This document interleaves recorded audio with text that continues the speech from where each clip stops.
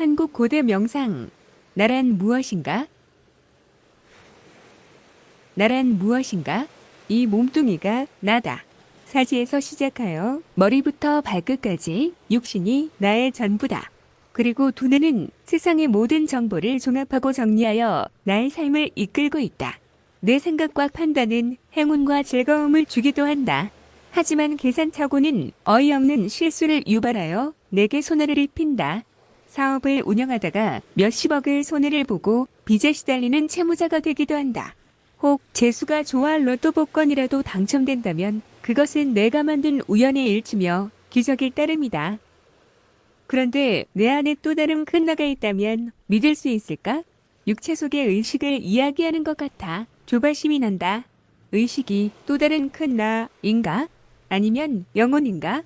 더구나 그것이 하느님과 연결되어 있고 부처의 씨앗이라면 황당하게 들릴 것이다. 하느님이란 누구인가? 우리에게 생명을 선사하고 평화를 축복해주며 쾌락과 행복을 무한정 줄 수 있는 왕 중의 왕 아니던가? 기독교는 하느님을 예배하고 칭송하는 것으로 구약 성경에 예언된 장차 오실 예수 그리스도를 지적한다. 그럼 부처란 무엇인가? 불교에서 깨달음은 자 또는 눈을 뜬 자를 의미한다. 부처는 부가의 사함으로 진리를 깨달은 성인이다. 부가는 인격체의 하느님도 아니고 비인격체의 신도 아니다. 그 자리는 말과 문자를 떠난 격의 돌이다. 위대한 실체인 하느님의 일부가 부처의 씨앗이 내 몸 안 깊은 곳에 자리를 잡고 있다니 이런 행운이 또 있을 수 없다. 믿을 수 없는 일이지만 수행으로서 그들을 확인할 수 있다니 문득 도전하고픈 충동이 생긴다.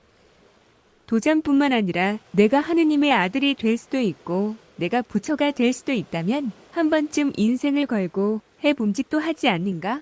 하지만 육체는 인생을 걸지만 의식과 영혼은 생각을 다시 하며 혹시 내가 아님 또 다른 사람이 나의 역할을 대신하지 않을까? 하며 조바심한다. 사처르 스님이나 가톨릭의 사제는 모두가 고행승이다.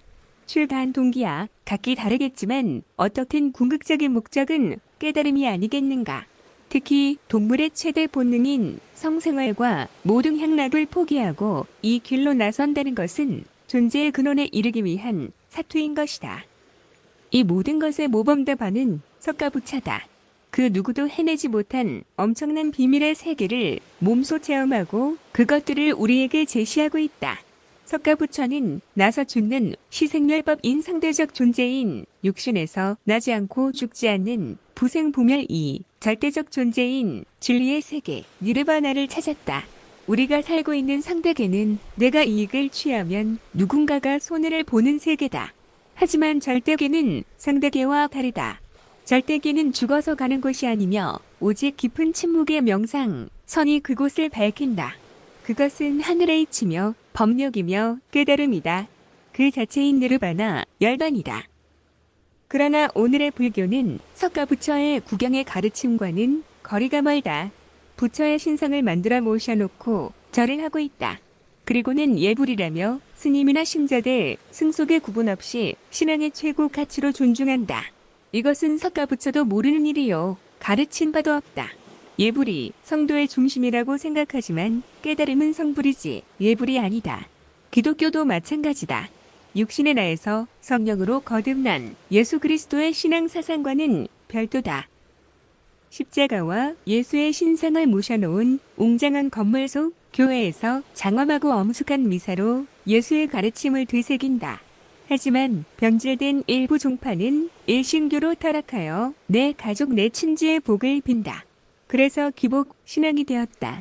이것 역시 그리스도 예수는 가르친 일도 없고 시킨 바도 없다.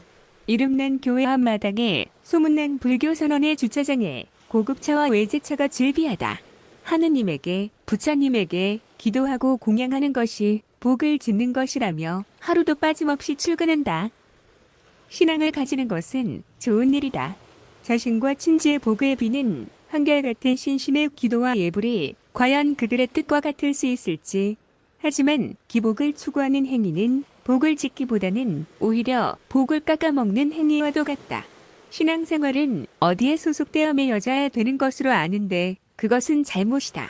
하늘의 이치인 진리를 찾아 자유의 인이 되자는 것이 신앙이다.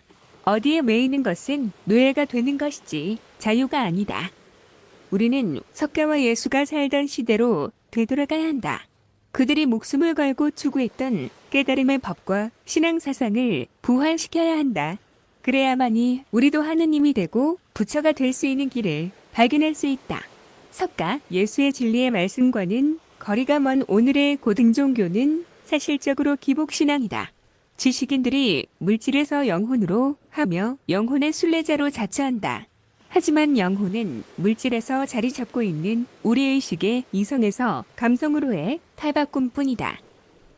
비록 영혼을 알았다 해도 자본주의에서 휴머니즘으로 가는 철학자들의 넋두리에 불과한 것이다. 지구의 삶이 종족 보존이나 지식을 연구하는 학자들의 놀이터가 결코 아니다. 오직 맑음을 선호하는 명상 수행을 요구하고 있다.